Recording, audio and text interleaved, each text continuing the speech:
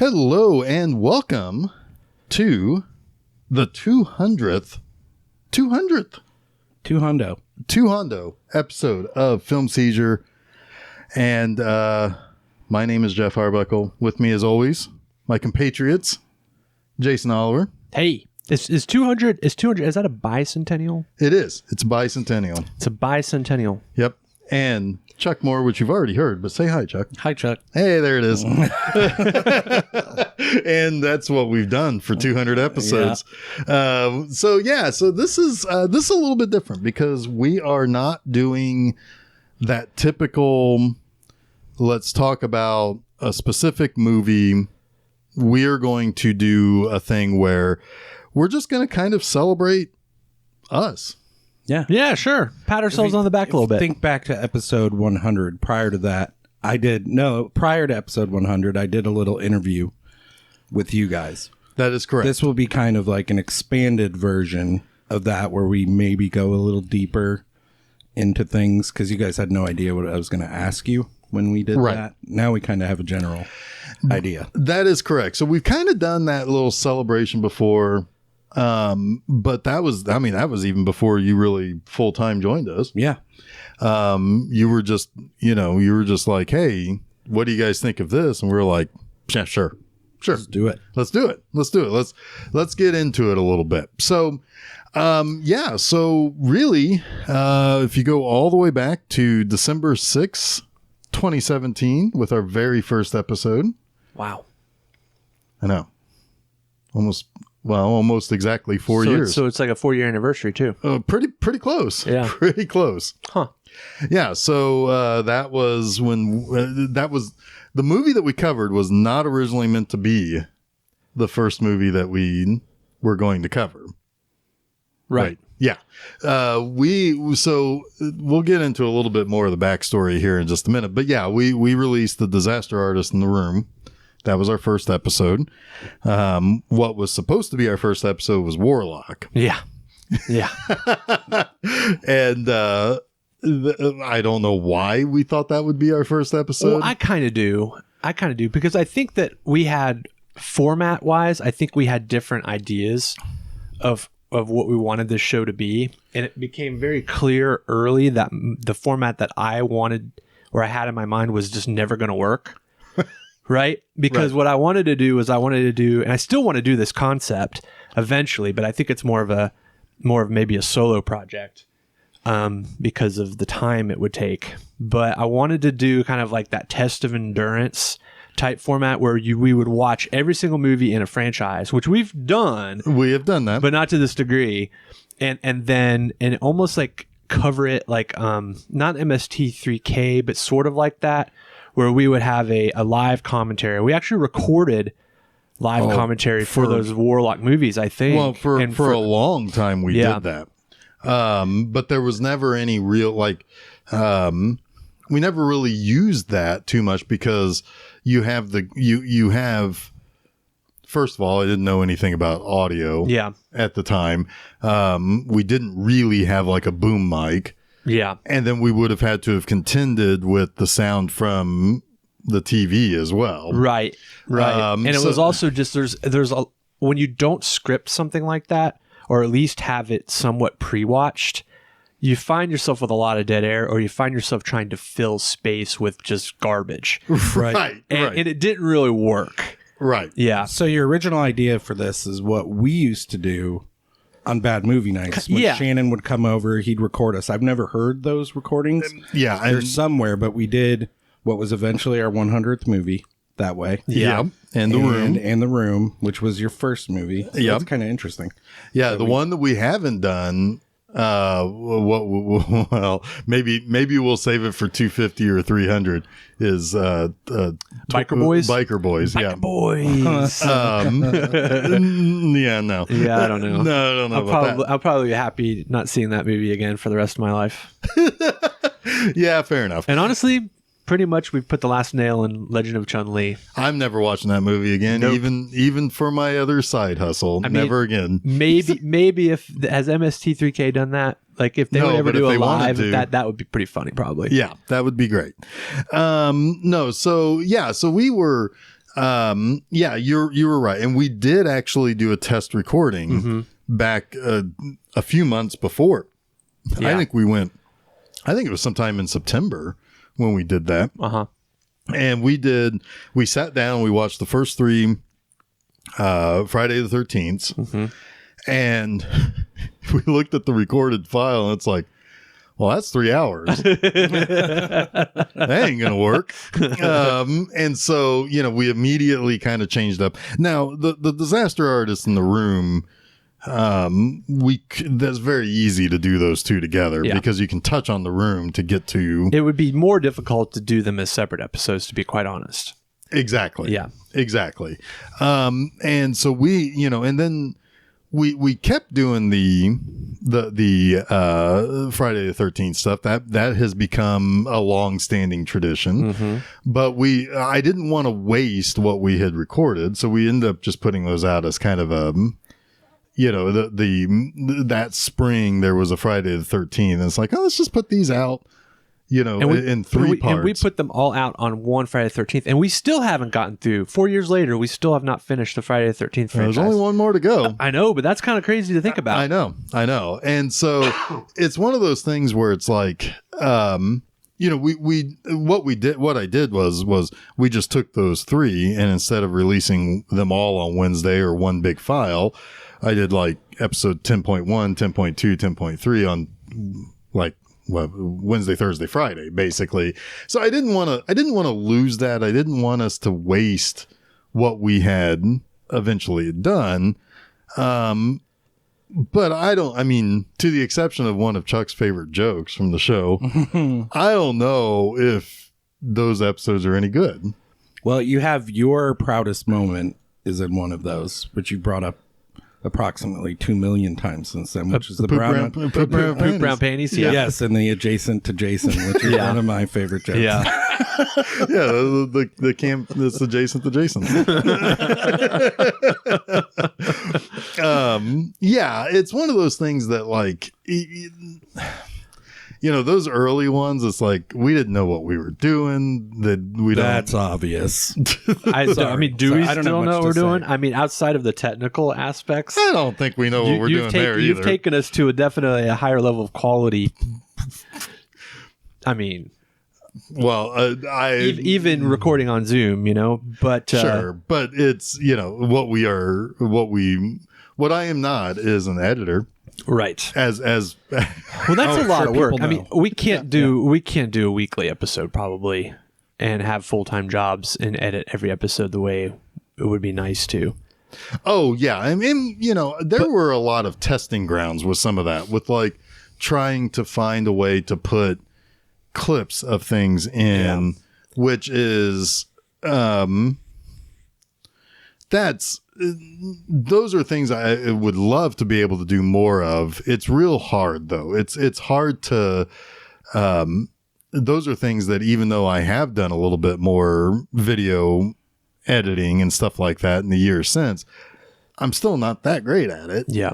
It's still finding, and then clipping video stuff to put in the audio. Sometimes it's just easier to describe what's going on as opposed to actually trying to put the dialogue or the action sequence or whatever. Yeah, I think the non-editing also adds like an element of authenticity to everything that's happening. Sure, there are probably moments that you would want to edit out or change. One example is Jason knocking all the microphones off the table during our Scream episode. Right. Actually, did I knock the microphone over or did I just knock the table? You hit the table and my microphone came unhooked from the table. And Jeff was unable to somehow get it back. Not right away. Right. But there's something funny to that too, right? It's like you're kind of hanging out with us. Yeah. And I think that's been kind of the one thing that we've wanted to kind of do more than anything is just to have that, like we want it to feel like you're hanging out with us. Yeah. I do remember in some of those early episodes where I would say something like we would expect to cut in something, and you would just stare me down with daggers. Jeff, you would be like, "I'm not cutting that in." It's like, no, I'm not doing that.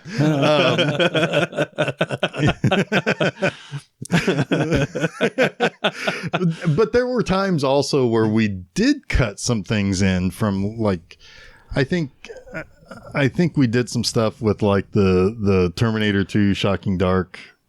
Not the Terminator 2 we just did. Right. the Italian ripoff Terminator 2. The Shocking Dark episode, I feel like I put some stuff in. I don't remember, to be honest. That's the other thing. Like, my memory is not great.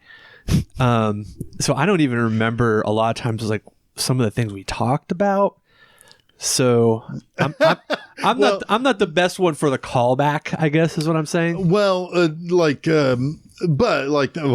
yeah, that was one of those times where we watched that movie and it was a blast to watch, because there was that one scene in which the dummy goes down the shaft and it hits like a railing. And the head of the dummy goes shooting off in another direction even faster. Yeah. And it's like, that's one of those things where it's like, and I do think I remember putting in some clips from, like, the locker room, like when everybody was kind of like, oh yeah, ribbing each other in the locker room. It's that recreation of when they all get out of hypersleep in Aliens. Right. And they're all the Marines are being, like, super macho with each other. It's a very Italian recreation of that, right, where all the dialogue is almost exactly, but just a little bit off because of the translation from English to Italian back to English. Right. But no, I mean, really, like, some of those earliest episodes, like,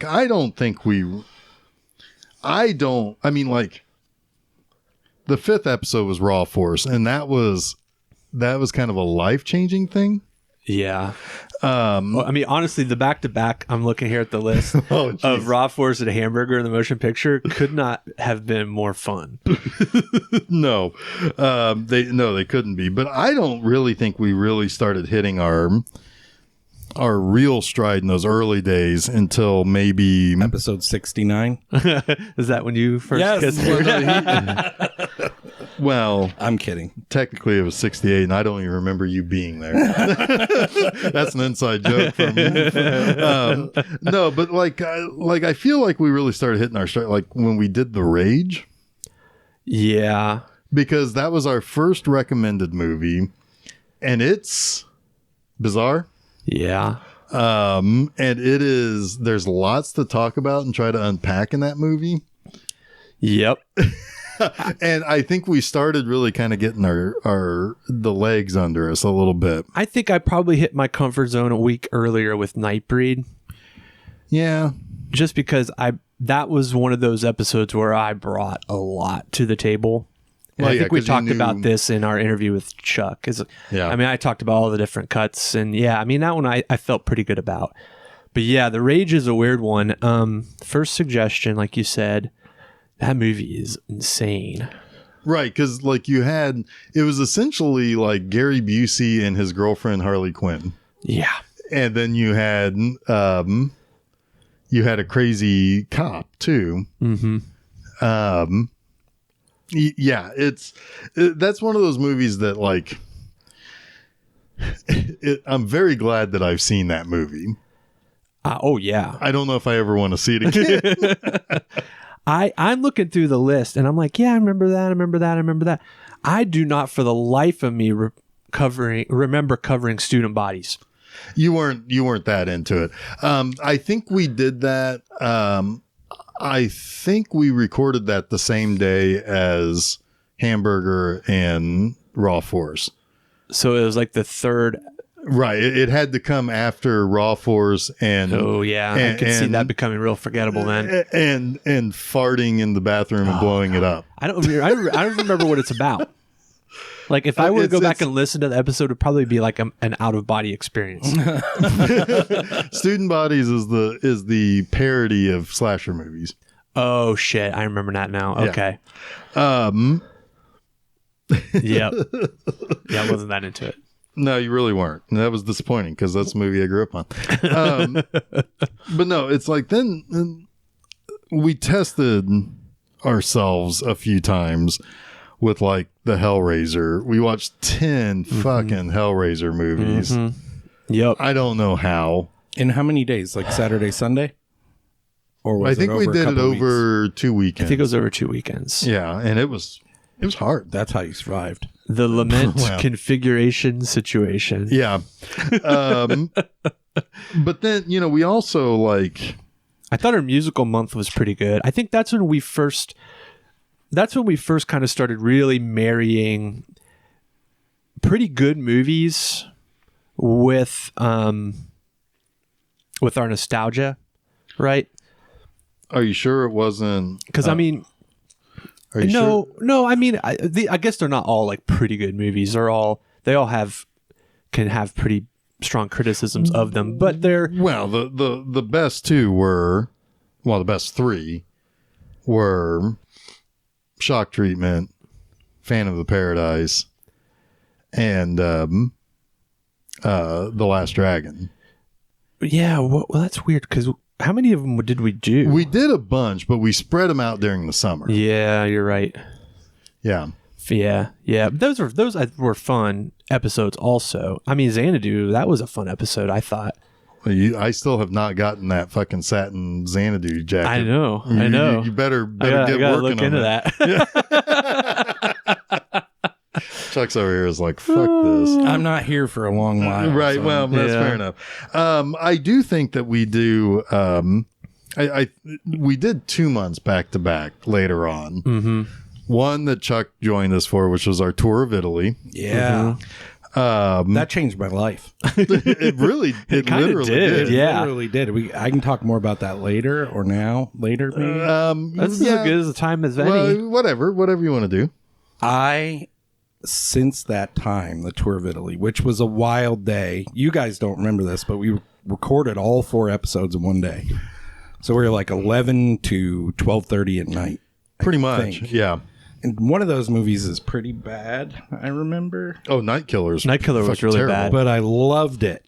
And it started like a love affair for me with Italian cinema. Like I've been watching it ever since. I collect them. I watch whatever I can. I think you need to understand. Not understand. I know you understand, but clarify Italian cinema here, because you say Italian cinema, and that could be anything from Italian Bertolucci and Fellini, right, to Mattei and Ruggiero and D'Amato. So yeah, Italian schlock. I have dipped my toes in some of the other, more Italian cinema, as you would like to call it. But yeah, more Italian schlock. I watch it constantly, along with I think someone mentioned around this time to me, like, this is almost like a giallo, but not a giallo. And I'm like, well, what the hell is a giallo?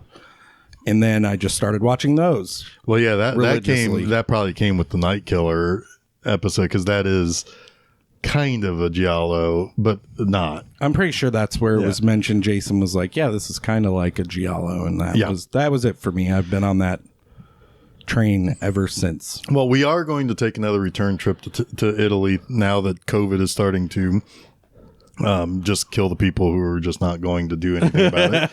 And we're gonna go ahead and fly off to Italy sometime in 2022 for another one of those months. I can't wait. And I expect Chuck to curate that entire month, because I kind of did at that time, and I maybe didn't do a great job. I don't know, man. I honestly, I remember all of them pretty well, except for Eaten Alive. For whatever reason, basically, it's the Jim Jones, the Jonestown. That's right. Yeah. Yeah, Burial Ground, That's right. Night Killer, Robo War. Those were all excellent films to watch and talk about. And when did we do Shocking Dark? Did we do? We did that earlier. That was during that first summer where we did. So have you still not seen Shocking Dark then, Chuck? I don't know that I've watched that yet. I've Boy, been meaning that- to borrow it. That is something. Is that Terminator or what? Yes, that's the Terminator Aliens. Terminator Aliens knockoff. Yeah. Yeah, I need They to got see both that. in there, and then it takes just this crazy third act turn. That is out of nowhere. Yeah. I think it should also be stated that, because this was something I recently was on as a guest on another show. And this was brought up by that person. It's like, it seemed like early on we were trying to be very mindful of genre. But then we kind of evolved away from that to where it's not so much genre anymore as much as it is. And when I say genre, I'm talking about like the wacky type of stuff. Like, we started with like Warlock and how that was like, okay, we're going to do all 3 of these Warlock movies for better or worse. We're going to talk about Giallo movies, where we did those Argento trios. I'm still mad you covered those without me now. Well, I wasn't then because I had no idea. But fair enough. And we saw those at the drive-in. It was a whole night. It was fun. Yeah, it was good. We got together the next day and did it up. But yeah, and it's like we evolved from that to be really kind of where our wheelhouse now is, which is talking about pretty much anything that strikes our fancy. And sometimes that's a Clockwork Orange or One Flew Over the Cuckoo's Nest. And other times it's, we want to go back and watch a bunch of batshit insane Italian movies. And certainly when we get into like where we cover all the Critters and all the Leprechaun movies, those are those more nostalgic trips. Yeah. And sometimes those go in surprising directions. Yes. Yes. Boy, I think the hardest one for me of the long watches, the marathon watches, were the Leprechauns. Those were well, we rough. also had, yeah. Well, we also had an episode that we had to constantly keep trying to re-record because there was, my God, there was some sort of technical issue. Was it Leprechaun Back to the Hood? Yes. Oh, it was Leprechaun in the Hood and Back to the Hood. Oh, that was re-record the episode 3 times. 3 times, Chuck. No, on the 3rd time, I looked at Jeff and I said, I don't know if I can do it. I don't know if I can do it. I don't think I can bring anything to this again. But we plowed through. We somehow did it. Somehow we made it. That's a crazy stretch you guys went on because you did Tour of Italy with me. Yes. Then Sexy September with Poison Ivy. Now that one almost killed me. Then that one tore my brain But then it apart. redeemed itself. Yeah. When? Oh wait, no, it didn't, because the fourth one, it almost killed me. The fourth one was the one that I turned into a pile of giggling goo. Yeah, the fourth one was bad. That was terrible. But you're right though. That is like a lot. We did right. Tour of Italy, Sexy September, and Leprechaun Halloween were episodes 79 through 90. Right, and then but that's rough. Yeah. But then, once we get into that December, it's like we got Next of Kin, we've got, or no, I guess that's November. Like there's some, we kind of come back after, like we have Next of Kin, I'm Not There, Star Trek The Motion Picture, Dead Alive, The Frighteners, and Gremlins. Like that's a pretty good run. While all the while looking at the horizon where Street Fighter, Legend of Chun-Li is kind of waiting for us. Our 100th, yeah. That was not a great choice. I'm still paying for that one. We were trying to recreate the magic of the first time we watched that together as a group, and we thought that it would work, and it did not. Well, there was one thing that came out of it. The Bangkok Backflip Brigade. Yes. How many of those shirts have we sold? I don't know. 2? How many? 3. Do we 3. each have one? Yeah. We each have one. But no, I think we wanted that to work. Yeah. Oh, sure. Yeah. It didn't quite work out. I think that's when I started to feel like I wasn't officially on the show yet, but that's when I started getting comfortable. Like real comfortable was around that episode where I'm like, hey, I can speak up. Hey, I can talk here, or I can. Well, lead you had this to part of because the two of us were fucked. You were sharing a mic for one, and we were probably drunk. We were all pretty drunk. Ken and Joe were still like a little bit non-talkative, but yeah, that's something good that came out of it for me. Was like, I can lead some of these conversations and not be reactive. I think you did that too. I think you got a kind of an intro to that when you did the Peter Jackson stuff too. Yeah, because you were pretty vocal on those. Those are like your jam. You know? Yeah, those are some of my favorite movies. So. Yeah. Now we started the next 100, and this is one I want to kind of come back to, or this one I wanted to come back on the history side of it, because Jason, you and I did an episode for Valerian. Yeah, in the City of the 1,000 Planets. That was the movie that we went and saw that at the theater, and then we like went, grabbed something to eat. We came back here. We were talking about like, okay, how do we want to do this show? Yeah, because really the show was your idea. You were the one who kind of came to me and said, hey, it's like, what would you think about doing a podcast? Because I had the blog for a while, right? And and it was, and I was kind of like, I was already through the door as far as like finding these bizarro movies or whatever. And then you were like, well, what would you think about doing a show?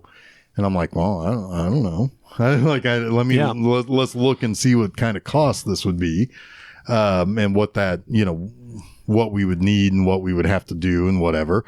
But then like, where it's like, hey, let's go see Valerian. Then we'll hang out for a bit. We'll talk about it. And that's where we picked like I almost fucked up the whole table. But that's when we talked about like doing like the Friday the 13th movies. And you were kind of like, hey, let's do this kind of like a bad movie night sort of thing. Yep.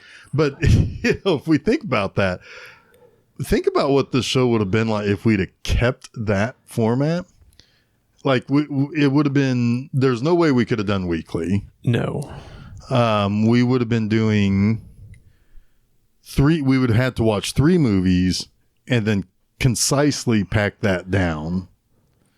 Yeah. In a format that we're able to listen to. Yep. And without much editing, which is, because I mean, if you think about it, it's like you would have to put in all the time to watch the movie. And if we did 3 movies that were close to 2 hours, that would be 6 hours plus probably 2.5, 3 hours worth of recording. Then would have had to repeat that 2.5, 3 hours to try to edit. And it would be like me trying to figure out what the best stuff to keep and what to throw out, and what I might think is good to keep may not be the best stuff that we did. It would have been a nightmare. Yeah. But that we covered that movie for 101 just because it's like, that was significantly, I mean, like that's one of those things. It's like, oh, that's what we did that day or whatever. And that's how we figured out this whole show.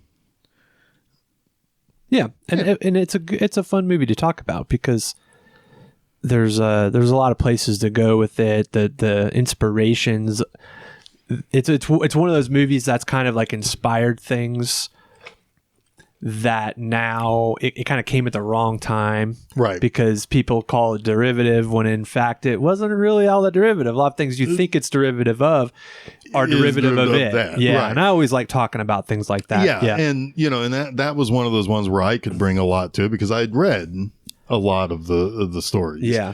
And it's a by the way, that's a really good comic. If you want something that's outside of your normal superhero type comic stuff, Valerian is where it's at. But yeah, so I mean, like, really, I think, I mean, I don't know, is there anything else you guys want to add? Chuck, you came along, your first co-host was for Tombstone, episode 68. Yeah. Talk a little bit about, where you wanted to come in and how you wanted to. I didn't really know. Quite honestly, for the longest time, I was mad at you guys because I wasn't part of the show when it started. I'm pretty much kidding there. But I don't know. That was a weird day because I love those movies, and I'd listen to episodes, but I didn't know how I would fit in or where I would fit in. It's weird to be a guest on something that's been, you were over a year at that point, right? Oh, yeah. Yeah. Yeah, well over a year at that point, or at least a few weeks over. But I don't know. I kind of like to think about movies and symbolism and, what things mean in film. So I kind of thought maybe I can go at it from this angle. But quite honestly, Nightmare on Elm Street, it's hard to do that with. It's hard to do that with Tombstone because they're both Tombstone at least is very straightforward. Thematically, there isn't much you can bend from that. But that was... it was really nice to join, but it was awkward. I left and I was like, I don't even know if I did that right. It was kind of a weird feeling after that. That's kind of the feeling most people have when they come on the show and guest for the first time. They don't really know what to expect. They think that we've got this operation that's way more formal and structured than it is. Right. Everybody, it's always funny when somebody asks, so what should I do? And it's like, do whatever you feel like you want to do. Just bring something to the table. It can be anything. Yeah. Right. But I will say that after we recorded the first Warlock episodes and you put them up, because you had them up pretty fast. And I remember going home and listening to them and being like super amped. I was like, we're doing something. Yeah.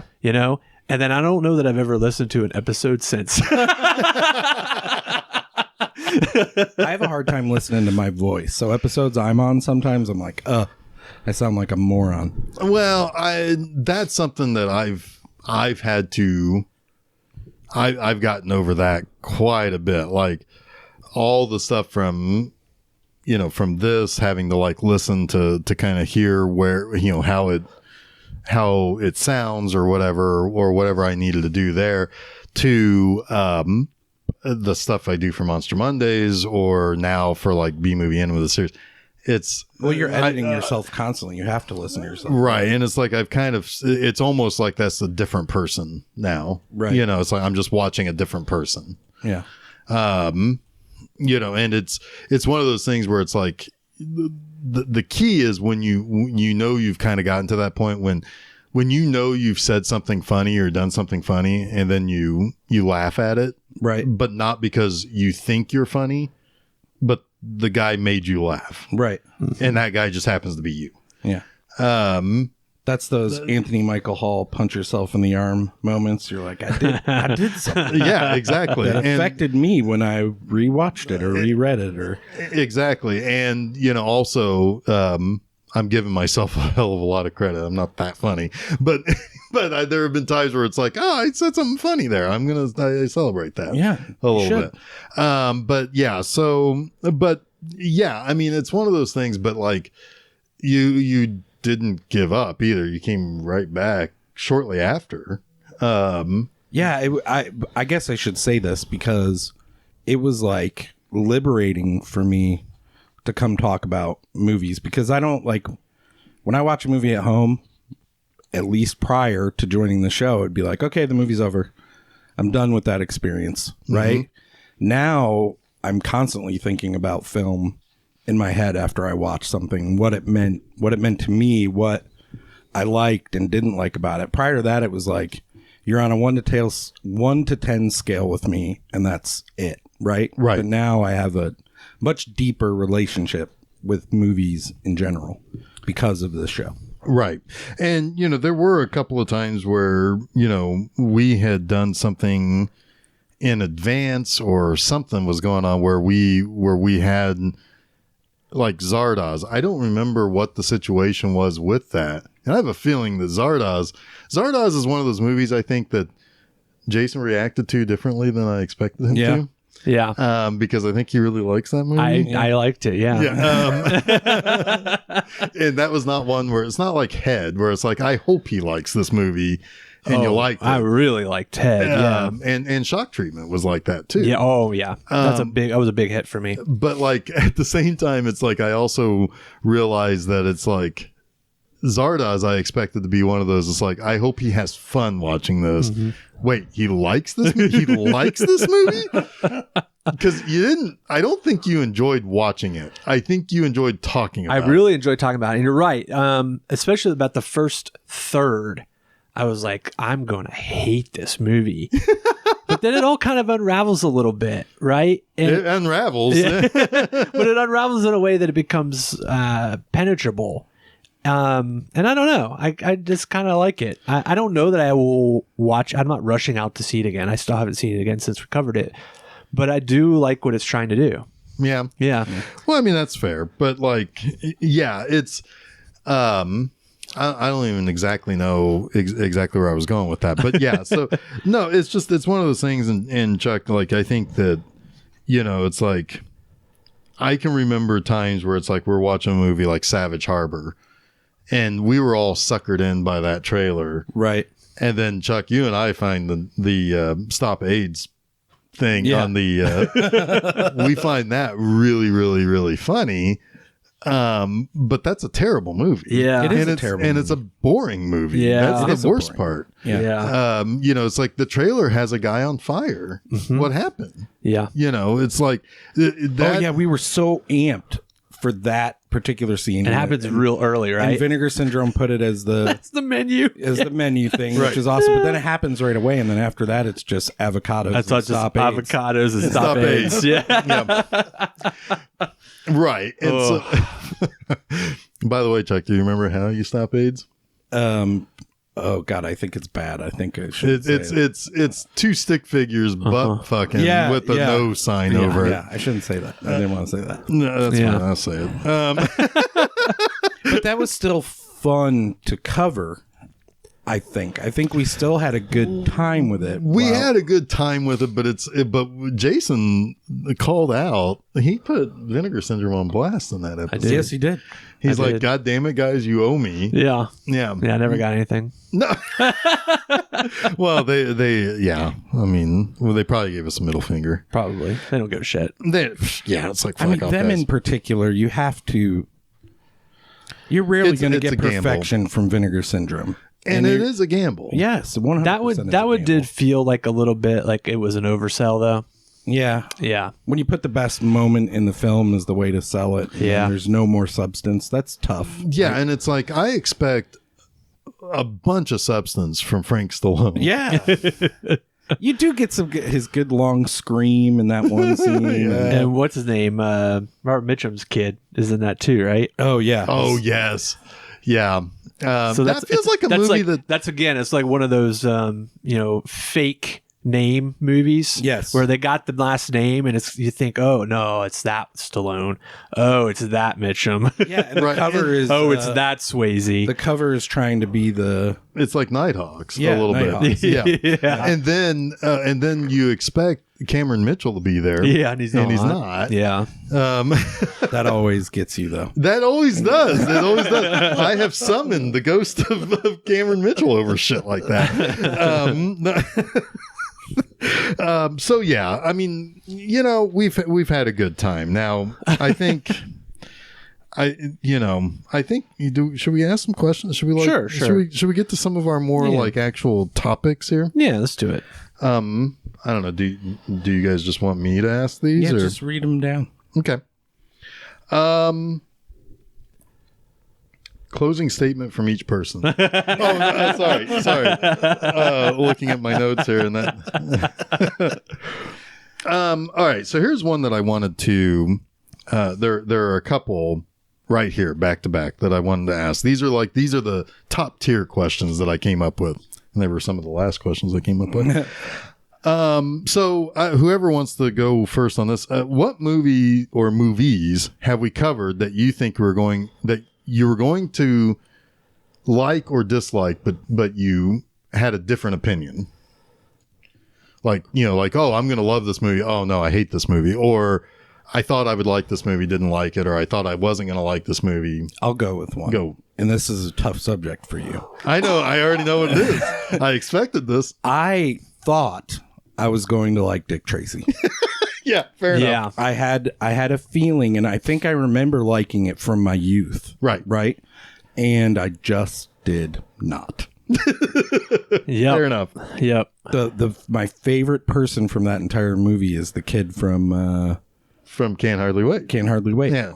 He's the best part of that movie. But Charlie Korsman. Yeah. So what about you? Me, I thought I would like The Prestige, and I didn't. That's right. I know that's a tough subject for you, Chuck. Yeah. That was one where for about half the movie I was into it, and then it twists, and it lost me immediately, and it couldn't bring me back. And it's just one of those things where it's like, I think there's no explanation for it. Like I don't know why it didn't bring me back. I don't know why I didn't like the twist. I just didn't. Yeah, that's fair. I really didn't like Yellow Submarine. Yeah, that's right. I was a little surprised by that. Yeah, that probably hurt you a little bit. Yeah, because that's another one that I grew up on. It's but I mean, like, I don't know I don't remember what your reasons were. I don't know if you really had much reason. I think you were just not feeling it. Yeah, I don't think I was feeling it. The surrealism wasn't working for me. Yeah, I don't know. It felt a jug a bit for me. And maybe if I saw that as a kid, probably I would have had a different opinion. Yeah. But it was, I mean, it was a first time watch, I believe. And if it wasn't a first time watch, I didn't remember it very well. Right. If I'd seen it before. Yeah. I have one that my appreciation for grew immensely, but I already liked it. It was Boys in the Hood. Yeah. That movie impacted me in a deep way when we watched it because of it was very the time timely. that we watched it and all of the subject matter within it. And my I'm older now. I understand things better. Yep. Aspect like that movie hit me hard. Well, and the other thing about that movie too is that it doesn't pretend to know what the answer is to the problem. Right. Whatever the problem is. So yeah, that's another thing that it becomes a little bit more real. Yeah. Because nobody is coming in and saying, hey, I just got elected to the city council. I'm going to clean this place up. Better. No. Yeah, no, there's no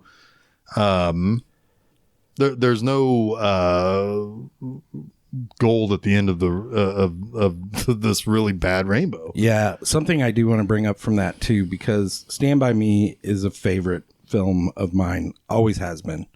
And I didn't recall this scene from Boys in the Hood from my youth, but when they discover the body, like just stepping over a train track and eliminates like 2 hours of greatness and Stand By Me in 2 seconds, I was like, this is powerful. It's really powerful. Filmmaking. Yep. Right. Like, it's just insane. And it's powerful in and of itself. But if you've ever seen Stand By Me and you make that connection, it's like, holy shit. Right. Right. But I'm particularly proud of that episode for us, too. Yeah. I think.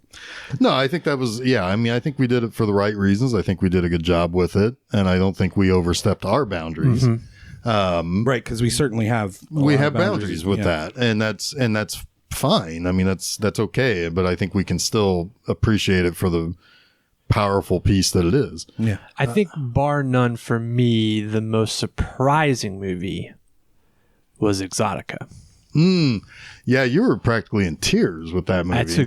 That is a very good movie. And we had watched that as part of the last part of Sexy September. So I had a preconception of what that movie was in my head. It's a steamy movie, though. It is steamy, but not in the way that like Color of Night, Basic Instinct, and Jade are, right? Those are exploitation films. Right. And Exotica, it floored me.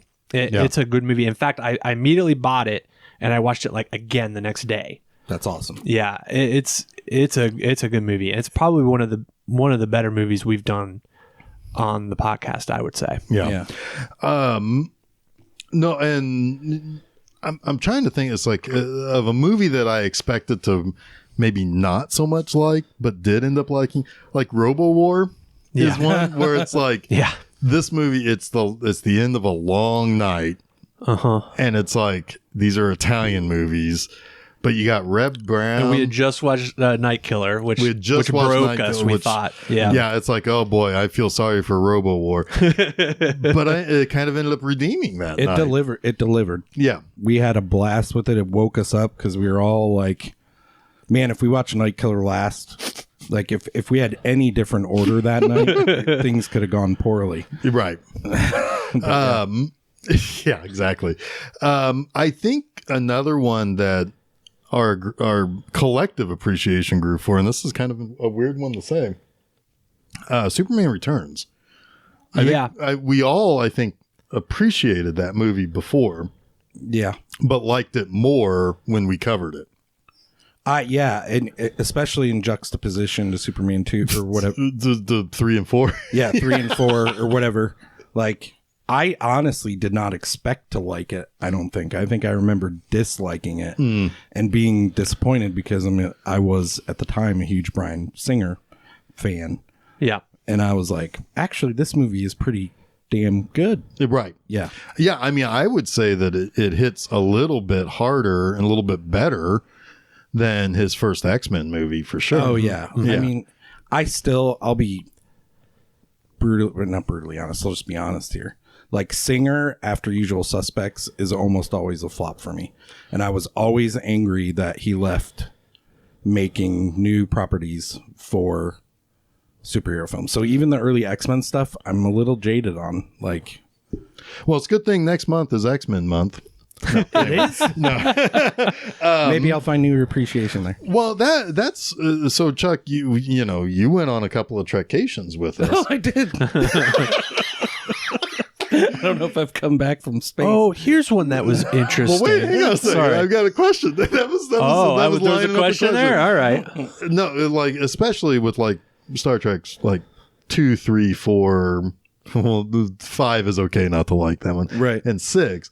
Did you find a new appreciation for those that you didn't really have before? Absolutely. Yeah. Yeah, especially 4, because I always made fun of that movie. I'm always like, oh, it's the Save the Whales Star Trek. Like, so stupid. But once I realized watching it, like, this is supposed to be a comedy, and it's actually funny, and there's some good stuff, like good filmmaking happening here. Like, I definitely 4. And I think 2 is hard to say I didn't like it. Like, that's just originally, I mean. Oh, yeah. I've always liked Star Trek that's 2. That's the one that most everybody is going to say. Between that one and 6, I think are most people's favorites. Yeah. So everything after that, and to be honest, I don't know if I had seen all of them when we originally watched them. I think I enjoyed it. Even 5 had moments that I was like, this is okay. This is funny. It's a funny, bad ironically movie. funny. Right, exactly. Yeah. Anyway, Jason, you were going to say. Hey, I've got 2 things, actually. I think the one that was interesting that you and I particularly didn't like, and Chuck wasn't given a big argument in favor of, but liked better than I think we did, was Eternal Sunshine of a Spotless Mind. Oh, yeah. One that we all, I think, liked a lot the first time we saw it. Not me. You didn't like it that much. Yeah. And I did, for sure. And I really didn't care for it on the rewatch. So that was interesting. I didn't expect that. I didn't either. And I think I had a different opinion than you of what certain aspects of the film meant. But I think which that's kind of okay. changes your appreciation of the movie. Like the way I took it. I think if you took it that way, you'd be like, okay, I can see that. And I think you even said that. Yeah. But you just didn't. So, yeah. I think that that was one of those movies where I think you can have different takes on it. And you can have different avenues that you can travel down with that movie. And for me, I just had issues with the 2 main characters, which then you echo, Jason. Yeah. And I was like, okay, well, maybe I'm not crazy. I'm totally crazy. There are then those episodes where I'm like really, really hoping Jeff likes this movie, right? And usually it's one that you've and I have both seen, right? And that did not work with The Prestige at all. No, huge backfire. But one that did work, that hit, was Barton Fink. Oh yeah. Barton Fink was one I was just into it instantly. And you like Blood Simple too. I like Blood Simple probably the most. Yeah. But Barton Fink and Blood Simple are my favorites of those guys, the Coen brothers. Another one that I hadn't seen that you brought, this was before Chuck came along, was Drive. Oh, and that hit big for me. That did hit you big. Yeah, and that's right. And I wasn't quite sure how that one was going to go. I was afraid that you weren't going to have the same appreciation in the present day that you maybe had 20 years ago for Mask of Zorro. Oh, yeah. But man, that's just great old-timey movie making. Is. Yep. I've been meaning to watch that ever since you guys did it. What I have not yet. I think that was a really good episode too. Yeah. Yeah. It's a very romantic movie in all the ways that romantic can be used as a word and as an adjective. Yeah. You know. I think one I brought that I was like pushing pretty hard. I don't know what we called this month. I think there was a theme for it. And I was pushing it pretty hard and I was like, maybe they won't like this movie, was Bound. Oh, I like that movie a and lot. you guys were both like, man, because you had seen it. Well, that was the best of that Naughty November. That's what it was, Naughty November. I had seen it and I remembered liking it, but not to the level that I liked it when we watched it for the episode. And I kept pushing and pushing. I'm like, they better like this film or I really fucked up. I think one that I just skated by on was Cloud Atlas. Yeah. I got you guys to sit down and watch it. I didn't love it. Jeff didn't love it. I think Chuck liked it a little bit more than you. but you were both very kind. Yes.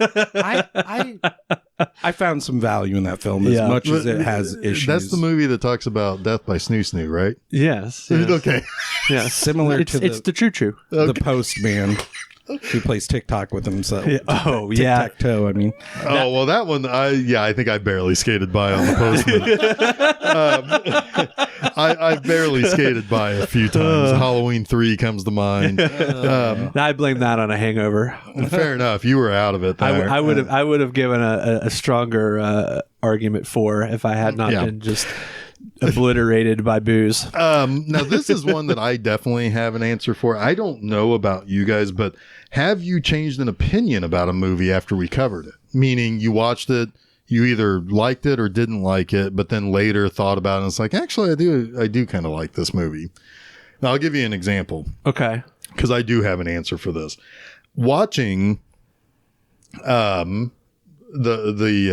Man Who Would Be King, I didn't love it. Oh, yeah. But after we talked about it, and the more I think about it, the more I realize that's a really good movie. Yeah. Yeah. That's a good answer. And I don't know. You guys don't have to have an answer. I'm not going to force you at gunpoint to look at the list of movies that we've done, and you got to come up with one. Right. But you know one that stuck with me a lot is Flash Gordon. Yeah. Yeah. Yeah. That one I keep going back to, like, that big production design. I just keep thinking about it and imagining it and seeing it in my head. It's the reason why I like the Dune, David Lynch's Dune. I think I talk about that in the episode. Right. It's like, it's not like a great movie, but man, It's a great movie. it's got so much greatness in it. Right. You know what I mean? Yeah. Right. Yeah. So that's probably one. What else?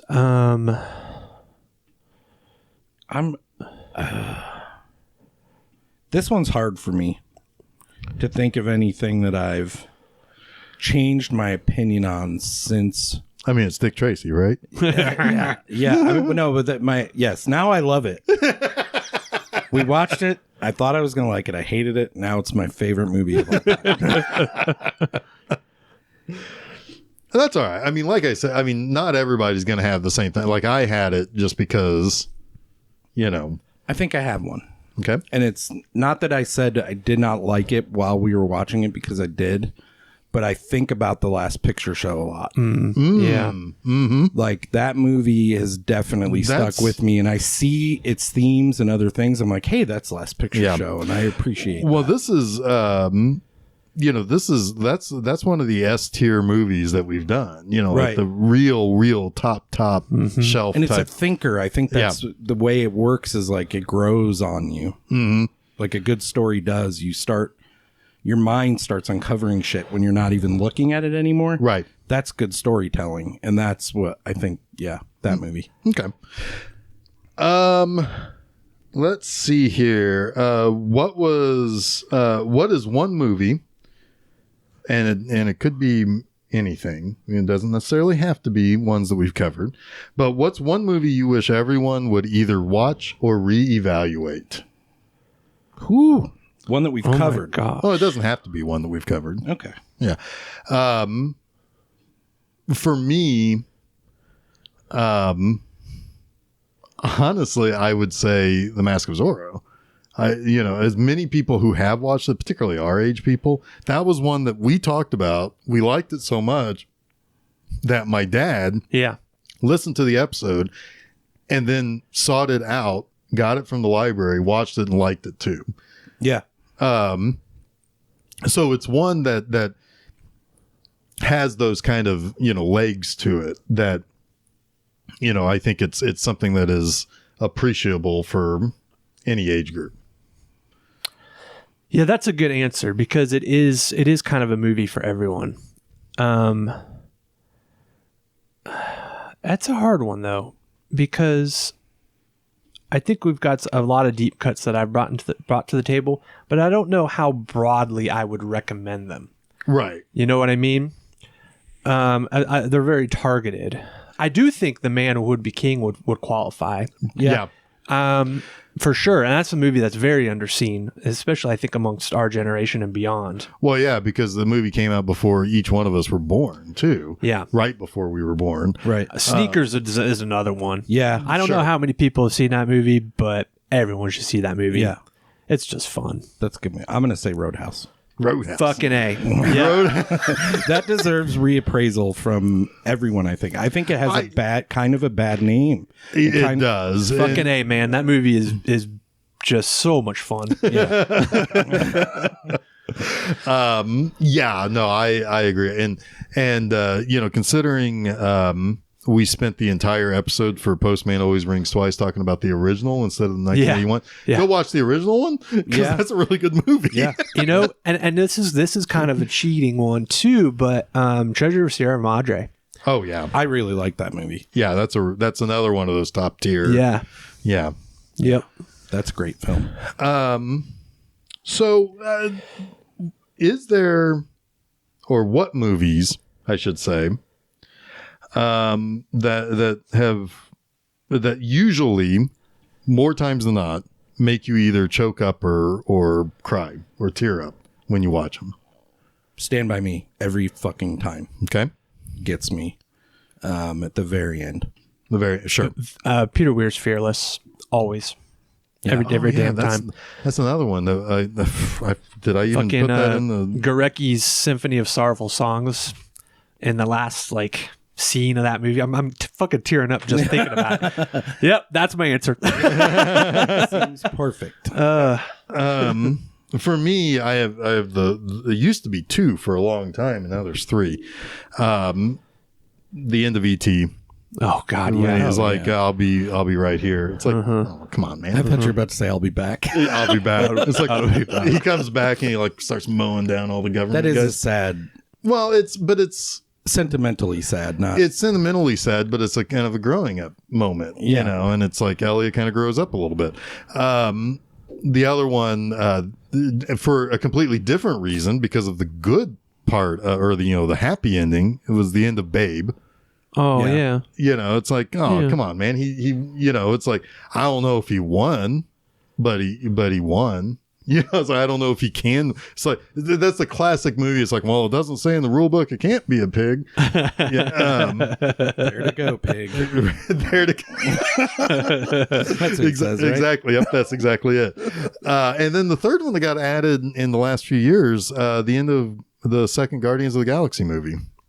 Oh, interesting. Gets me. Interesting. I mean, a lot of that is, Cat Stevens, and it's like the the most unlikable character kind of getting a little bit of a heart for once. Which is funny because it's an unlikable character who's likable. Right. But yeah, that's. Peter Weir, again, I'm thinking of like Dead Poet Society, Gallipoli. He has a knack for getting me. Robin Williams has a knack for me. Like as an actor, if we went down the actor route, whenever that dude is like sentimental or sullen or sad about something, I'm like, he gets me. Yeah. Well, yeah. What I think we should do one of your questions, Chuck, as far as wish list movies, because you brought one. You brought Robin Williams to the table. It's like Good Will Hunting. I want to talk about that. Oh, okay. Yeah. I think is it 25 years old next year? So yeah, that seems like one that we should be able to slip in there. Hard agree. I like that movie. It's been a long time since I've seen that. Oh, the soundtrack alone, I listen to that all the time. Yeah, I'm going to save my wish list because I didn't think about it because we have that trip to Italy coming up and a couple of those films that are on my wish list to talk about. Fair enough. Yeah. Well, it's too bad I've already selected 4 movies. Even though we've had these questions in advance, that's one I haven't really thought much about yet. So I'm gonna stew on that a little bit. Maybe I'll come back around to it. Okay. Well, I just thought of that because Good Will Hunting's been on my list since we started this show, and you brought up Robin we already Williams. talked about Scream, so I can technically quit now because that was my wish list. Well, Chuck is not going to be joining us for next week's episode. You suspect. Anyway, so next week for me was sort of a wish list episode. You hit a home run. I've always wanted to talk about that one. That is one that I think you were hoping we liked. Yep. And I know I did a lot. You'll find out about me next boy. Looking over some of the questions I came up with. What were some of? Well, I think we'll save that. Why did you want to do this show, Jason? I think I was looking for a creative outlet. I was looking to have a good creative reason to hang out and watch movies with my friends, right? And talk about movies, right? Mm-hmm. I've been talking about movies since I was a teenager, but and wanted to put that somewhere, Yeah. Yeah, I think that's the reason why I asked that question is I want to tie it to the kind of the last question that I have here. I agree. I think that, these are things that while it's always fun if we disagree or we have a combative conversation about a movie, like with Dick Tracy, it's like or Malibu Express when you were just having none of it, Jason. Man, and I had the wrong damn movie in my head. That was the other problem. That's probably why you had none of it. Yeah. I was expecting snakes and toilets, and I didn't get it. Fair enough. If you'd have said, "Is that the movie with snakes in the toilet?" I would have instantly said, "No, that's Hard Ticket to Hawaii." That's Ticket. what I thought we were watching. Yeah. But no, it's fun to think about those types of things, and I'm the guy who likes to watch old, Siskel and Eberts, because sometimes it is fun when they are either ripping into something that, even if it's a movie I like, but it's a quote unquote bad movie, that's fun. But it's also fun when they ripped into each other for either liking or not liking something. And so, that sort of stuff is fun to do. And some of that stuff is really, it can be a good time. And but at the same time, it's like, I do think that there's not enough positive discussion around movies in general. I think we kind of live in a pop culture age where people want to be snarky for no other reason but to be the catch attention for being a snarky person. Right. And there are definitely people who are very, very popular on YouTube and the internet who are that way. And I think sometimes it is dishonest, and I think sometimes it is poisoning the well of conversation. So, it's like in some small way, I like when we do come together and we all are talking about movies that we do like and we do appreciate. And it's just that's one of those things. And I get to do it with two of my best friends. Yeah. And that's great.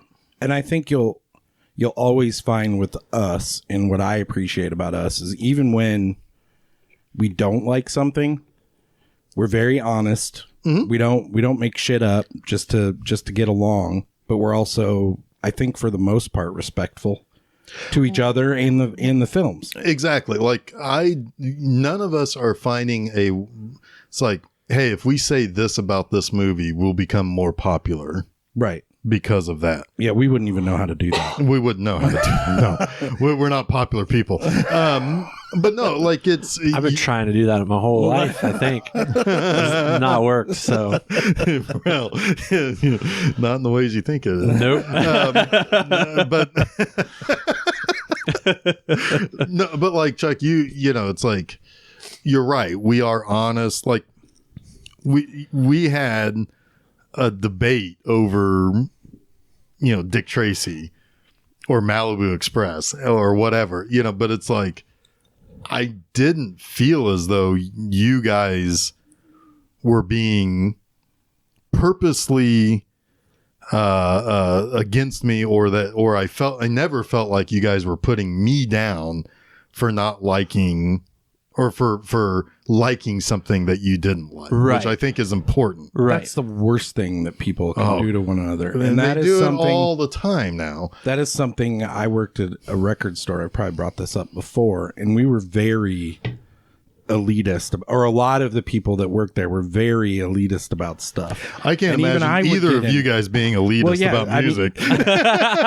I've softened on that a lot. I have too. I've softened a ton. So, and I think a lot of it has to do with talking about things like this. Well, it's funny because, like, to go back to one of the past movies that we did, which was So I Married an Axe Murderer, and you guys hit big on the fact that that the Spin Doctors is on the soundtrack. Yeah. Which is funny because I hear that song a lot on 92.3.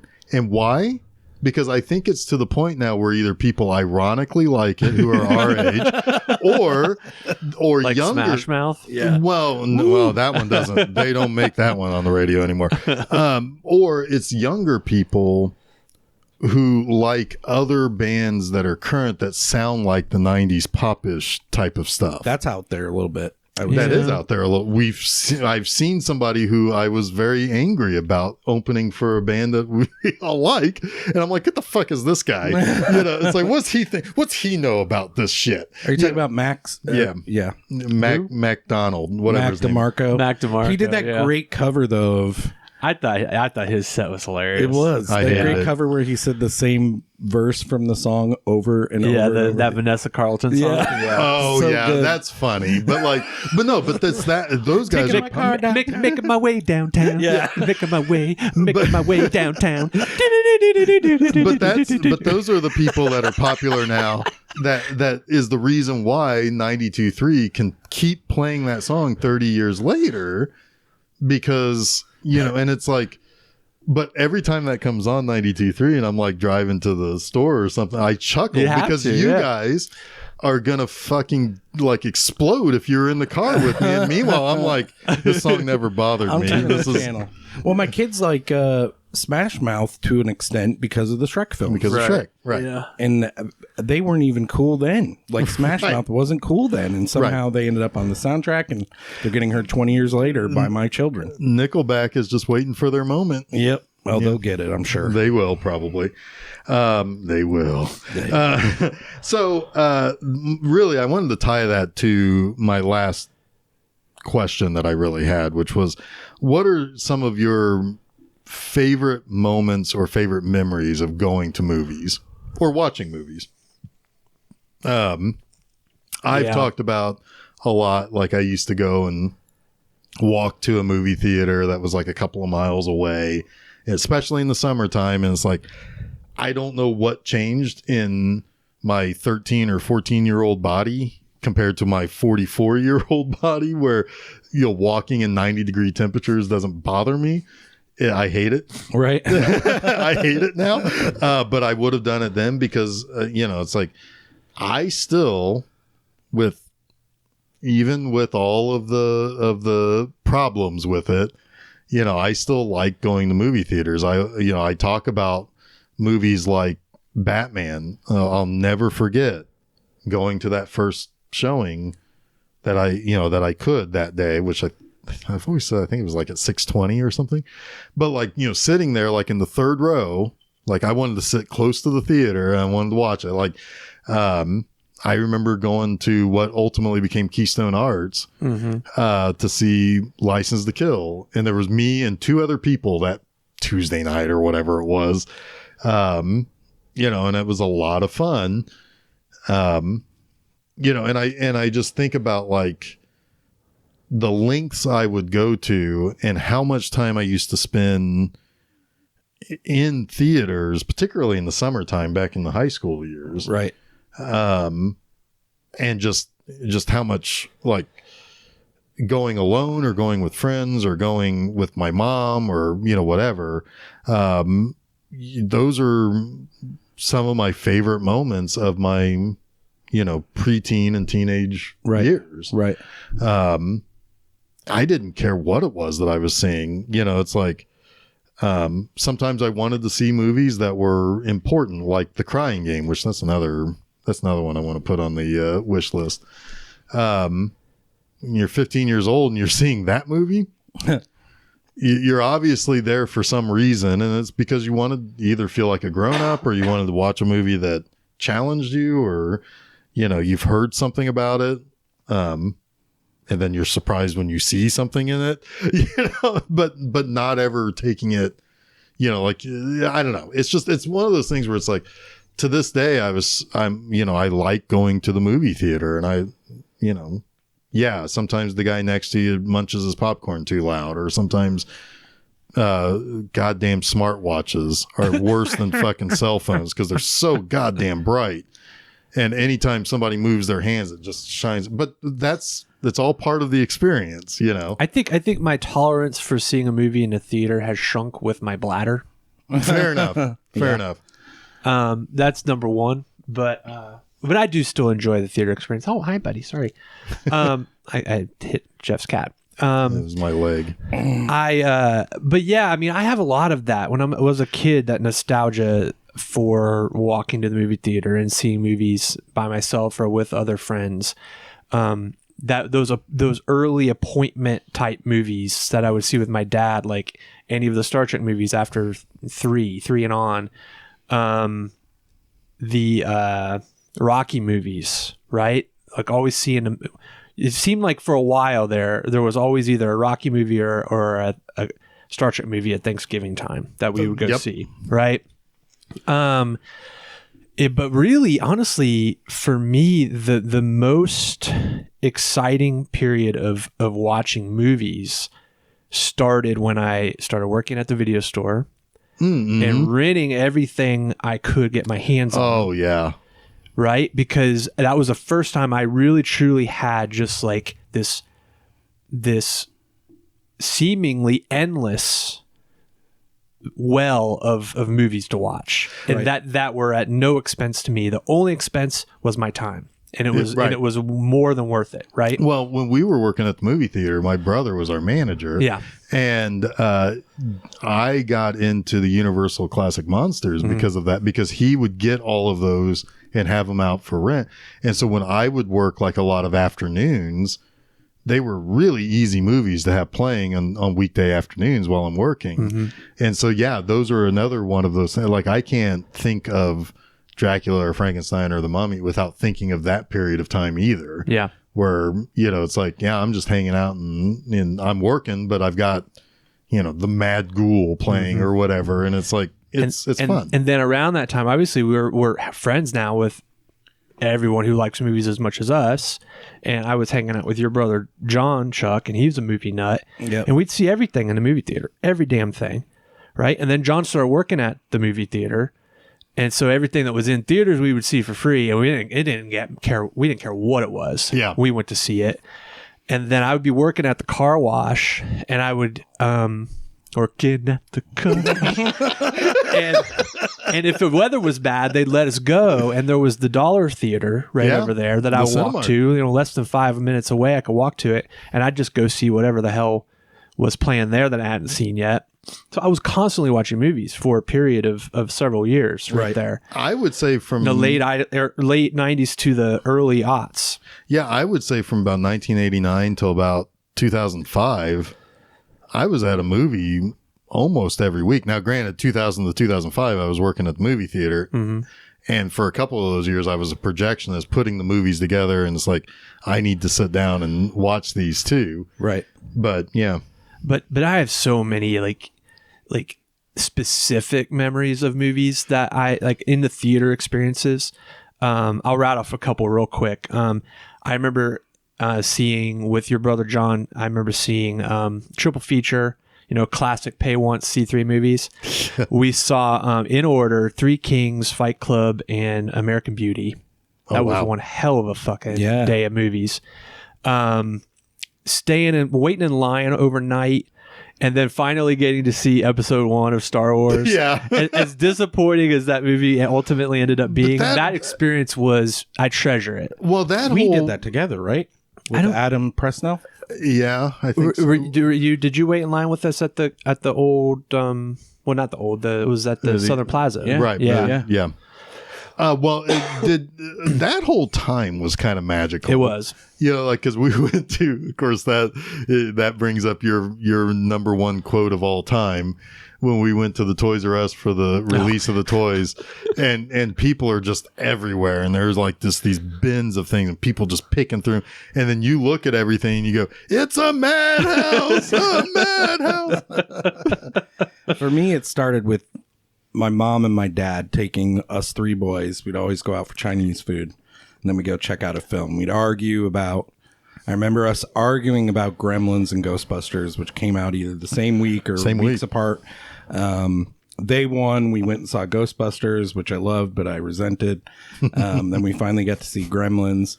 But the biggest one for me, at least from that era, is when my dad took us boys, I don't know if John was there, but to see Beetlejuice.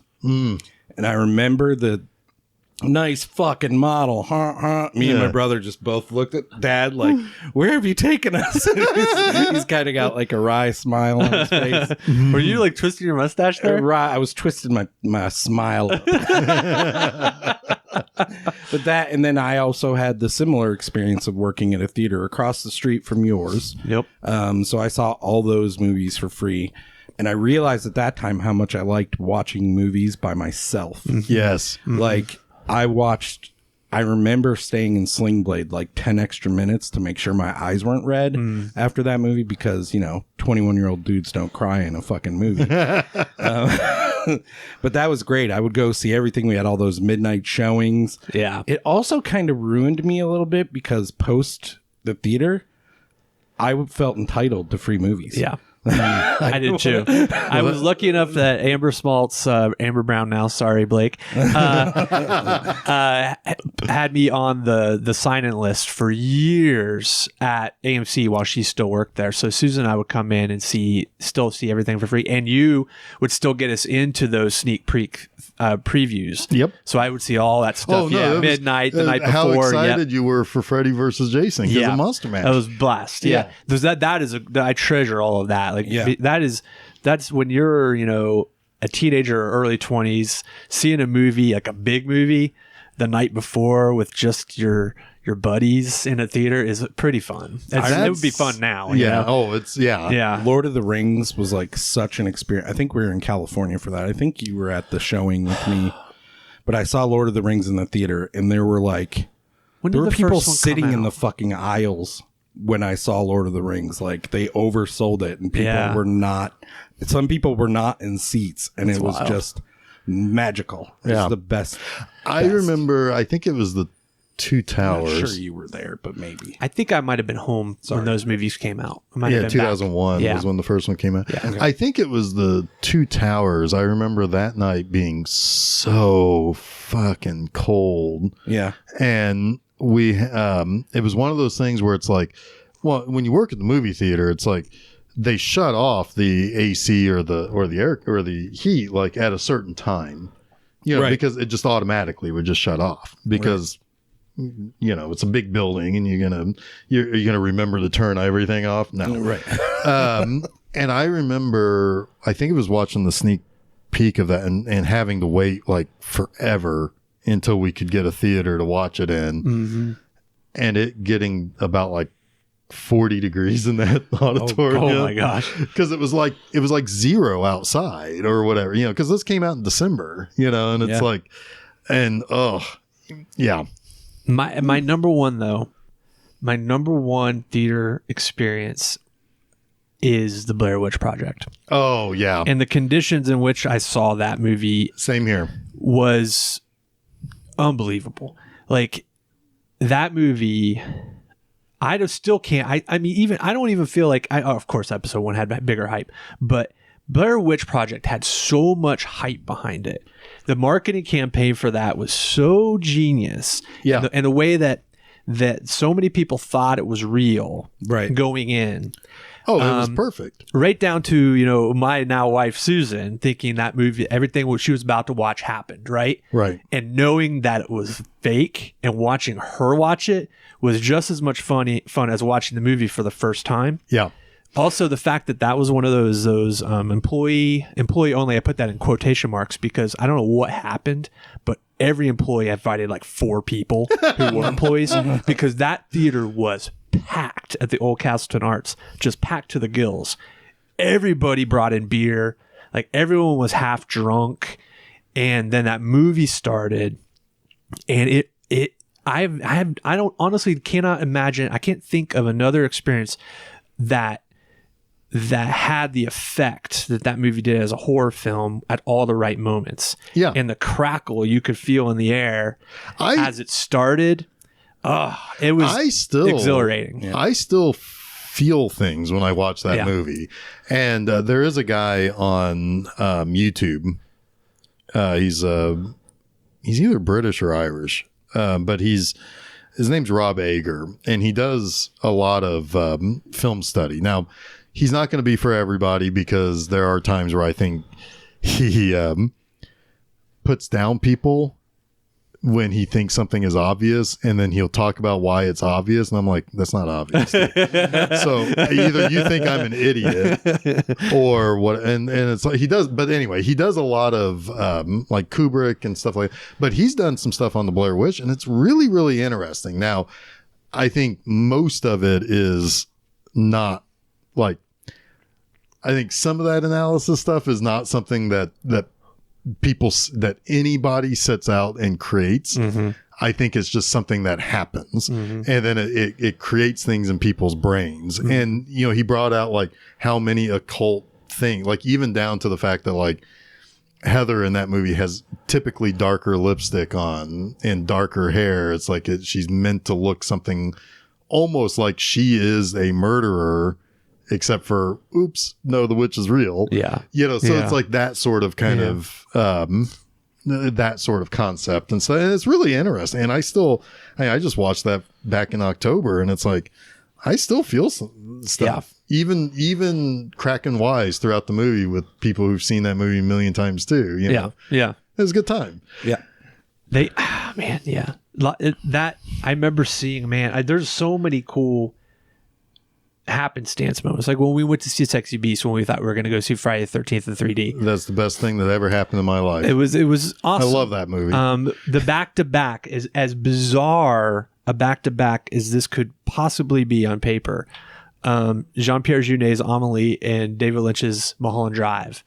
That was one of the most glorious afternoons of movie viewing I've ever seen, right? just going to see like whenever the new Coen Brother movie is. Right. We used to do that for a while in, you know, the aughts when the new Coen Brother movie would come out. It's probably starting with Big Lebowski, actually. Seeing that with people and knowing you're going to have a great time. Yeah. I think that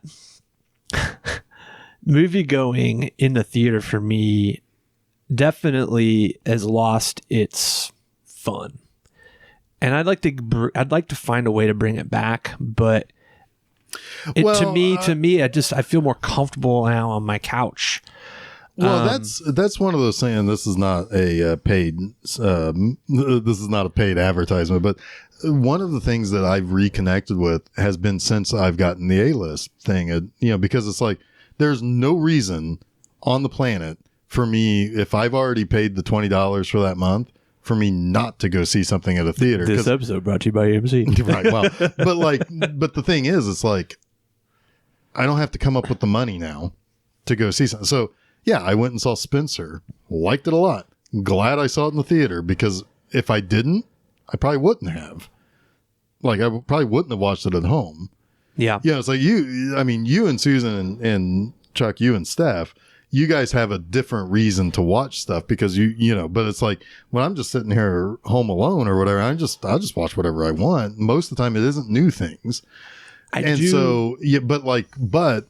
getting that, there's no reason for me not to go to a movie now, as long as I haven't used up my 3 per week. You know, it's like I might as well just go and see it. Is all it's going to cost me is that time. Right. To Chuck's point earlier, I find that the theater experiences I enjoy the most now are when I go by myself. Yeah. Like the last time I did that, I went to see Titan by myself, and just I love it. You know, you're immersed. You can absorb it in a different way. Especially if when it's in the afternoon and there's not very many people there. Yes, it's an immersion. Yeah, absolutely. It's like, you know, how I feel maybe when I watch a movie at home by myself, but to this tuned up degree. Right. Yeah. And it totally has my attention. Right. There's no way I can distract myself. Well, and you can't leave and come back and watch it later. Right. Right. Yeah. I sometimes worry when I'm watching movies with Steph that she's not enjoying it. Right. And that takes there's no blame here, but it takes me out of it a little bit, that I'm worried if you're having a good time too. When I don't have to worry about that, it's just like I'm gone. Right. I still get chills when, you know, the gun barrel comes across for the new Bond movie. You know, it's like a new one. Yeah. Awesome. Yeah. Or even though they've not been as great as they used to be, like still seeing the Long Time Ago in a Galaxy Far, Far Away. It's like, oh my God, a new one. Absolutely. When that Lucasfilms comes up. Yeah. The THX sound thing. Yeah. Right. Nowadays it's like I like going to the Dolby theater. Dolby. Because, you know, it's like they have like the little advertisements for like what the Dolby sound and everything, and it rattles your butt, and I'm like, hell yeah, I'm getting into this. Yeah. Let's do it. My butt loves this. My butt's digging it. Do it to my butt. Okay. So anyway, we talked a lot. Do you have anything to add to that theater experience sort of?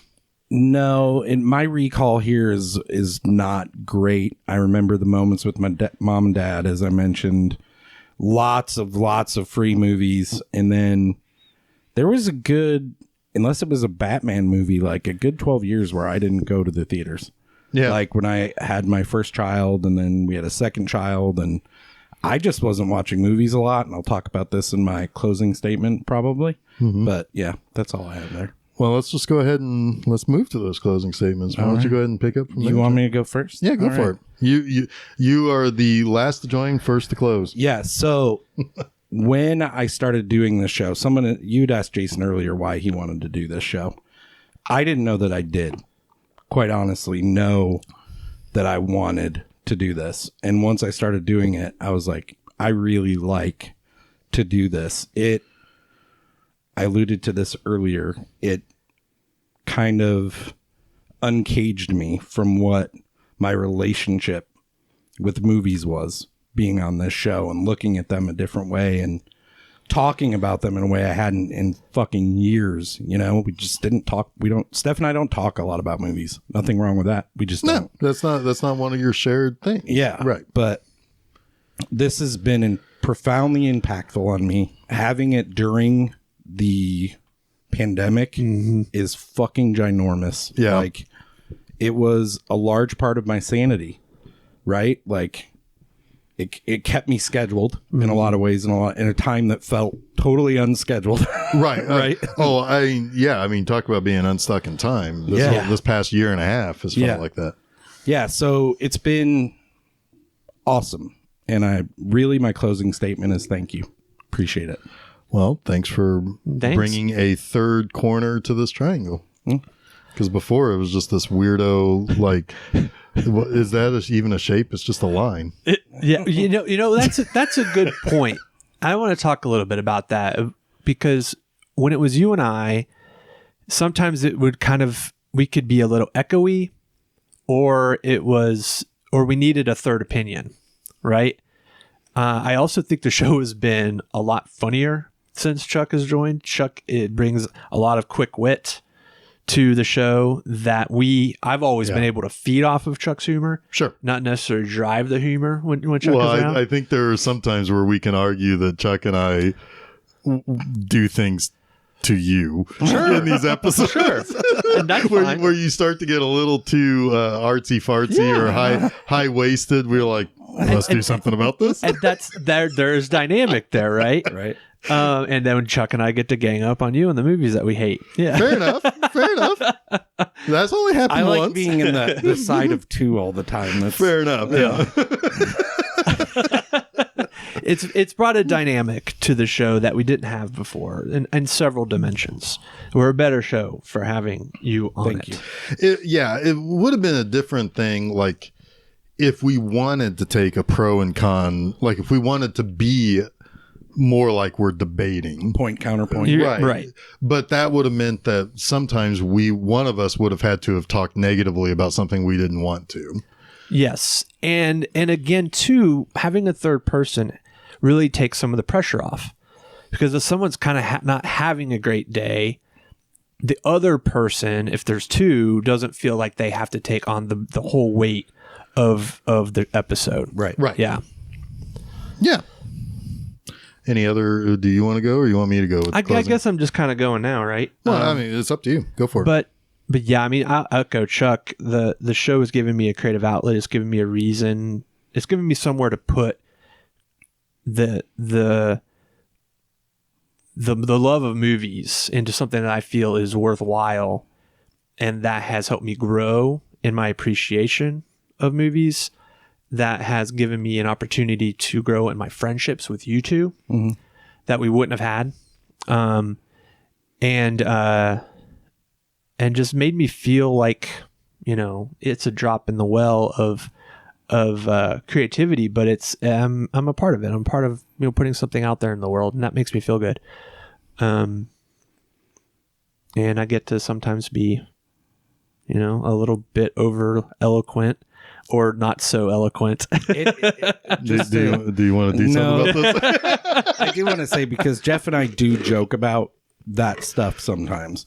But for me, you've both enlightened me in lots of ways with that kind of talk, and given me a way to look at things that I didn't, or a way to look at movies that I didn't, or even some of the subjects. Because we've done some pretty heavy episodes, like where we talk about stuff pretty seriously, and it's good to have your aspects. And most of the time we're not in an echo chamber either, which is kind of wild to me. Well, we all bring a different perspective. You've helped me, and you've helped enrich my love of movies that I already loved. Like a recent example is Clockwork Orange. We talked about that movie in ways I'd never even considered. Right. And I've seen that movie over a dozen times. Right. So that to me is so valuable. Right. Because it shows that you could still continue to learn and unpack things, even about movies that you feel like, there's nothing more in there. There's nothing more left to talk about. Right. Yeah. Right. No more juice left in the orange. Yeah. I wasn't going there. But Yeah, that's pretty good. That's pretty good. I also love the aspect of bringing a movie that maybe others haven't seen to the table, and that how's it going to go? I like that there's a little bit of anxiety and anticipation there that I still enjoy. Yeah. Especially if it's as disappointing as it is if that person doesn't like it. It's all the more exciting when they do. It's way more gratifying. Yeah. Gratifying might not be the right word, but like Next of Kin. Yeah. You were so eager with that movie. Yeah. And it's such a slow burn. I could feel you almost like on the edge while we're watching it. And I'm like, I kind of really like this. Yeah. Yeah. It's like, I mean, it's no Stop AIDS, but this is pretty good. Yeah. We're talking the Next of Kin without Patrick Swayze, just for the listener. Right. Yeah. That's the Australian thriller. Yeah. Yeah. And then I love those episodes where it's just like, yeah, we're gonna drink during this one, and we're gonna watch, what's 4 Poison Ivy movies, right? Or what was one that we did recently that was really goofy that we had a good time with? Champagne and Bullets. Yes, yes, that was a lot of fun. Yeah. Enjoyed that. Me? Yeah. All right. So yeah, I mean, this is one of those. Yeah, I mean, to echo everything, like to be able to talk about this stuff with friends and people who we're mostly all like-minded. We may come from different backgrounds, but we're all pretty well think on the same terms in a lot of ways. And that's, I echo that's a lot of fun, and that's, been a great thing about this show is that we can do it. And even if we're just doing it for ourselves, it's still a blast. It's like, I'm definitely somebody who, between myself and like my parents, I certainly am more in line with the movies that like my mom liked when I was growing up, more of the action comedy, that sort of stuff. My dad likes, other types of movies, which I do too, but they are a little bit more, they're either a little older or they're a little bit more culturally significant in some way, shape, or another, a little bit heavier in a lot of ways. But it's like I'll never forget, like, watching something like Mad Max with my mom, or watching something like Airplane with my dad. But those are, but like to actually have, this, I mean, we are part of a generation that really for the first time started talking about movies and pop culture things in this sort of way. So, it was nice to be able to bring some of those things from my nostalgia and from my fond memories of watching something as a kid or as a teenager or as somebody in his early 20s to other people that wouldn't have been there at that exact same time either. Sometimes we can do it, sometimes we can talk about these things and do that because we were all there at the same time, because it is something new to us or something that we originally all watched together. But yeah, it's just, that's kind of the fun of it. And yeah, sometimes this gets, said maybe a little bit cynically, or maybe sometimes people kind of laugh at this a little bit, but that is kind of part of the magic of movies. Mm-hmm. It's, you feel things and you think about things in ways that you don't normally think about. And when you're honest about those types of ideas and feelings, and it's enriching, and it's great to do that with friends. And so, we've done this, Jason and I have done this now 200 times, and Chuck, you've been here for like basically 100. I mean, this is, I hope we can do 200 more. Yeah, buddy.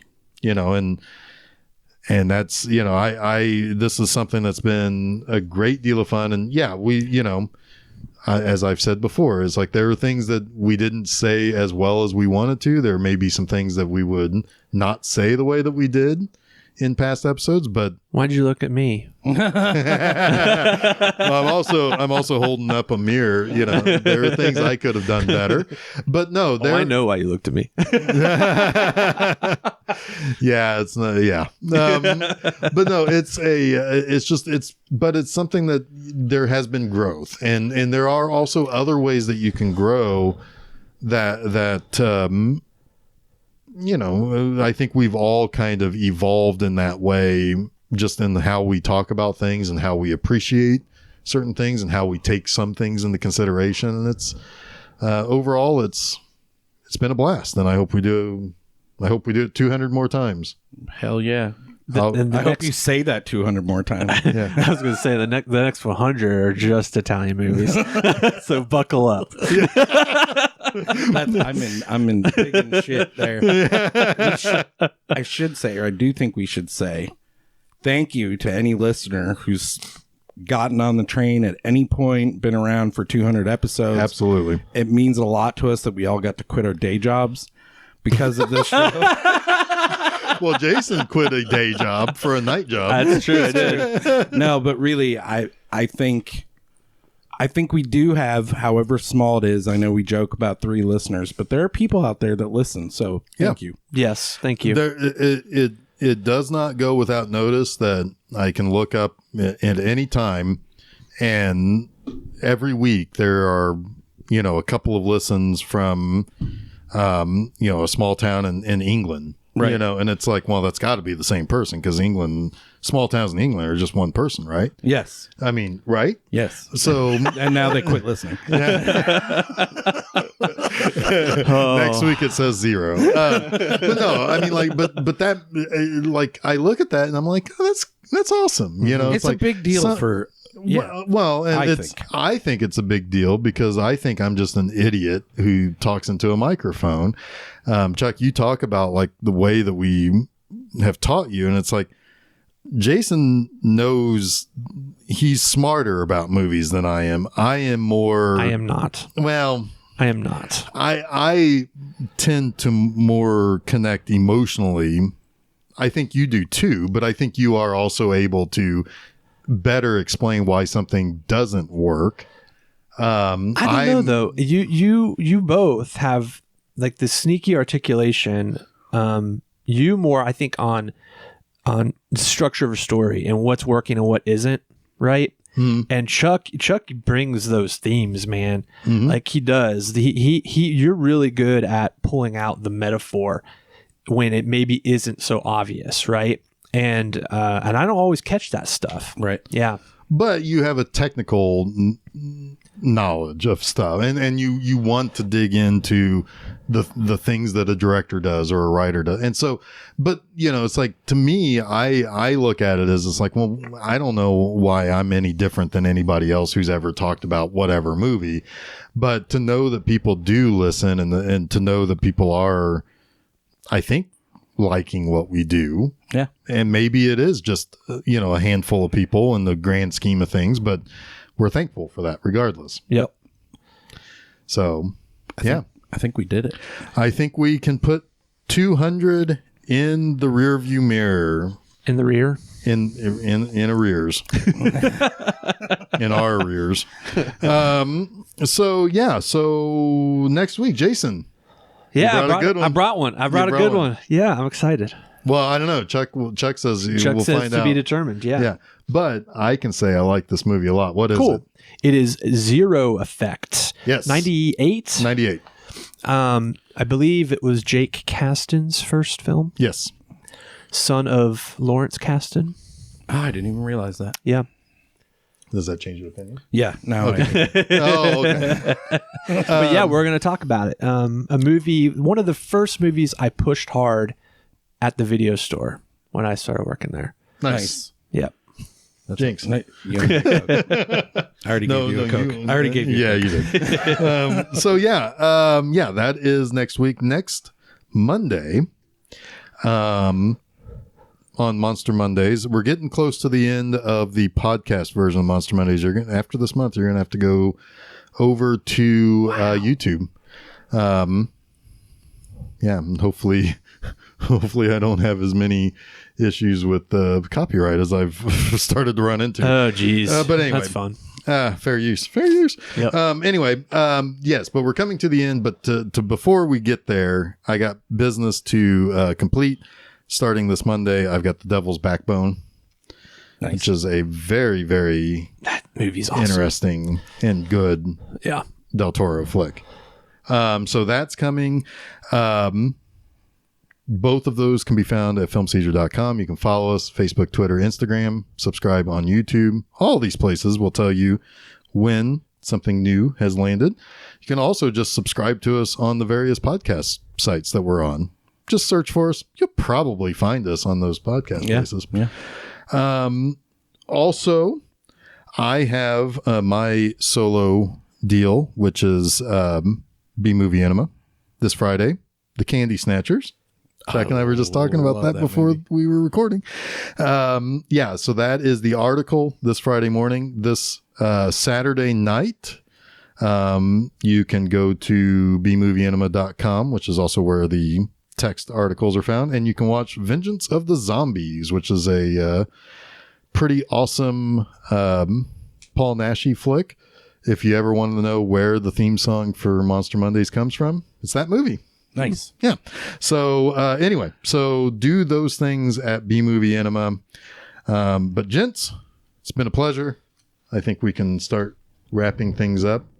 Until next time, when we have the zero effect. I am Jeff Arbuckle. I'm Chuck Moore.